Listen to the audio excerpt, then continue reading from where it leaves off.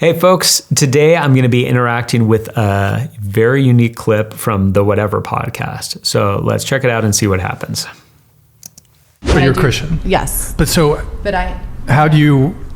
you make pornographic adult content. How do you reconcile being a Christian yet making it's a relationship. So pretty shocking right off the bat. The question is, you're a Christian, but you're making pornographic content. How do you reconcile that? And by the way, the guy asking the question, I'm pretty sure is not a professed believer at all, but is recognizing this seems like this shouldn't work together. It's a relationship that I have with him, right? And so he's working on me. And it's just not something that if you're talking about from a religious perspective or faith, so it's a constant conversation I have with him. And really, really vague terms. He's working on this with me. We're having a conversation about this. I'm not even saying there might be issues where that is the case. I think that there are gray areas in our lives where the way that the Holy Spirit is walking with us, it sort of is unclear to us what we're supposed to do. And so we are saying, what should I do? I'm feeling conflicted about this job, but it's also providing for my family. But I'm wondering, is this something where I was having a conversation with a friend not too long ago where he's like, am I compromising? Should I leave this job? And it definitely, to me, was inconclusive. This is not inconclusive. This is absolutely crystal clear what's going on, that this is wrong, this is harmful, this is sinful, this is harming others, this is not honoring to God. But it's a conversation. It's something that he's working on with her. And so whether it's for him to bring me clarity or just give me, Yeah, the clarity is there. The clarity absolutely is there. It's not ambiguous. Matthew 5, Jesus talking about, whoever looks at a woman with lust in his heart has already committed adultery with her in his heart. This is not unclear. This is not one of those where I'm working for a company and there's a wing of the company that was accused of violating some child labor laws. And I'm not sure if that's happening. And I'm not sure if me doing my job is contributing to it. And it's all very complicated. This is not complicated. So the clarity is there. An avenue or just show me, but it doesn't mean that I'm less Christian or believe less in him just because I do that. All right. So the terminology is interesting. Less Christian. You may be in sin and you're still a Christian. And so in that sense, you're not less of a Christian than a believer who's not engaged in that particular sin. But there are things that if we're using Christian as sort of an adjective, there are things that you could accurately use it of. And for her to say this behavior, if that's how we're going to use it, this behavior is not less Christian. It absolutely is less Christian than other things. In the same way that you might be able to look at a movie and say, well, the Passion of the Christ, if somebody was like, well, the Passion of the Christ is not a more Christian movie than Transformers. Well, yes, it is. It clearly is. And some activities are clearly less Christian, less of a reflection of a relationship with Jesus than others are. It kind of does, though, doesn't it? No. Let me take this. No, because it's an individual relationship with him. Would you say that you love Jesus? Absolutely.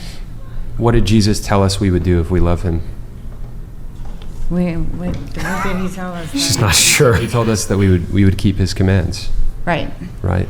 That's the mark of if someone truly loves Jesus. So, but I also feel like he has his own, he has this relationship with you and you have a relationship with him, and your growth is going to be different than anybody else's, right? So I may have to go through something, and I may actually delay something, a blessing, because I'm not listening to him. So I'm willing to be more open, right? And I am opening up more, just because it's just something that I'm looking for, whether I may feel lost or something, but it's just something within that I know that he's just trying to lead me the right way. So it's really sad for this gal. On the one hand, we can look at this and we can be like, this is a bizarre example, like a woman who's doing pornography but I love Jesus, and seems to be kind of indicating certainly is a part of her that knows that this isn't ideal and that there probably will come a point where she becomes convinced that she should stop doing this. And she's alluding, yeah, maybe I'll miss out on a blessing because I'm not listening to him. It's extreme, but the sad thing about this is just a more extreme version of something that's incredibly common in our more sort of therapeutic gospel culture, where, you know, she's saying, I have a very individual, like, the way it's going to look for me is not the same as it's going to look for you. That's very common terminology in a lot of our churches, and it's not even 100% wrong. It is true that God leads us in different ways, and the way that our faith is going to be expressed is going to be in different ways. But what doesn't happen is, for me, the way that my faith is going to be expressed is going to be through faithfulness in marriage. But for you, the way that your faith is going to be expressed is through serial adultery. In your, God just leads us in different ways. We'd say, well, that's silly. It may be that God is going to lead you to be a doctor and use your gifts there, and God is going to lead somebody else to be a teacher and to use their gifts there. That's what we should be talking about with this sort of thing. But you can kind of see that in a sense she's trapped. She's been fed, like maybe she was involved in a church or a youth group, and just the dominant thing that she got from it was that, hey, Jesus he just sort of walks with you and you have a relationship with him, and let's get away from legalism. And part of where that ended up leading her was this idea that she feels like, well, yeah, the idea that I could go out and be a doctor if I wanted, or, hey, I can watch that movie. People can't tell me it's wrong to watch that movie. And hey, secular music is okay to listen to. And hey, what if I start taking my clothes off in front of a camera? It's just, it's the same trail in getting there.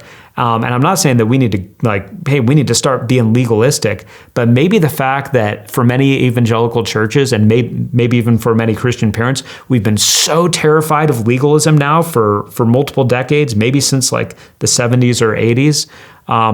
Maybe we need to recognize we don't need to go back to legalism, but we need to embrace the idea that there are some things that are objective.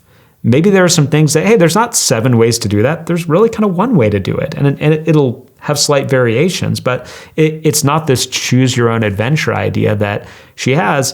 And now she sort of is trapped in. And God willing, there will come a point that her eyes are open and she repents of it and experiences the joy of walking in closeness with Jesus. But the grid that she has is going to make it very difficult for her to do it. And meanwhile, she's sinning against God, she's sinning against herself, she's sinning against others, she's sinning against her viewers are sinning against her. There's just massive sin going on because there's this idea that Jesus is sort of along on this path like a guru with me, but he wouldn't tell me what to do. He would maybe say suggestions, and I've got to make up my mind for myself. We bow the knee to Jesus as Lord, not just as guru. He is the Lord. And when we treat him as the Lord, what we get to find out is he is a good Lord, and he always guides us into what's good.